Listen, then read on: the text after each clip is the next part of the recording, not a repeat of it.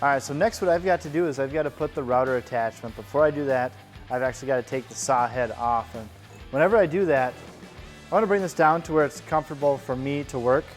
And so I'm actually going to tighten these red knobs right here so this isn't going to go anywhere. And the way we take this saw head attachment off is first, I'm going to take power off and dust collection off so that that's not going to be in my way. And I'm tightening down here. These two thumb screws right here is all that is holding this attachment on right here. These two thumb screws hold on the plate. So now this is loose. And this one is a little bit trickier because I do have the laser guide on there, but it seems to come off all right. Next, grab my router attachment here. So this is going to go on just like that other one came off.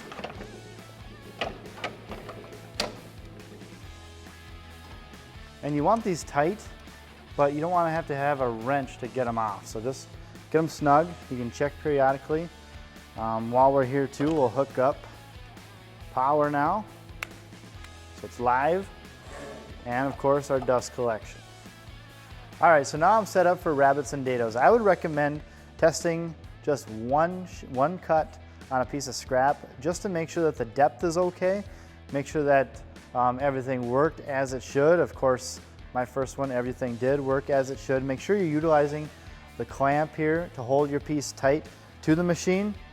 And also, I'm going to utilize this midway stop block as well. So kind of a cool feature on this midway stop block right here is it's got this little outreached arm right here. And so that's going to allow me to go even further into the machine to get it exactly where I want it. And a couple things on this here as well. This does have the capability to do blind dados here, but I want this to start all the way down. It'll actually bump itself up and give me that constant depth. However, I'm also going to have one hand on here, not applying a ton of force, but enough so that I'm going to have a constant depth all the way through as well.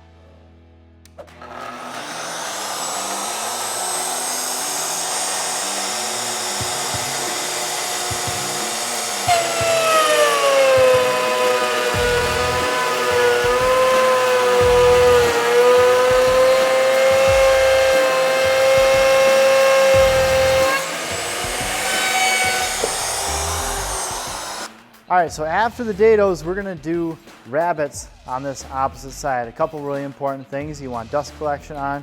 You also wanna make sure that you're on the same side. So you should be able to see the actual dado when you slide the piece into your saw and router combination machine. So I'm gonna slide this in here. I can see my dado on the same side, and I'm actually gonna utilize this rabbit stop right here. And what that's going to allow me to do after it's calibrated and set on in, it's going to miss this aluminum stop and create my rabbit all the way down the end of this piece. Really important, it's clamped in so it's not going to move while we're actually making our cut.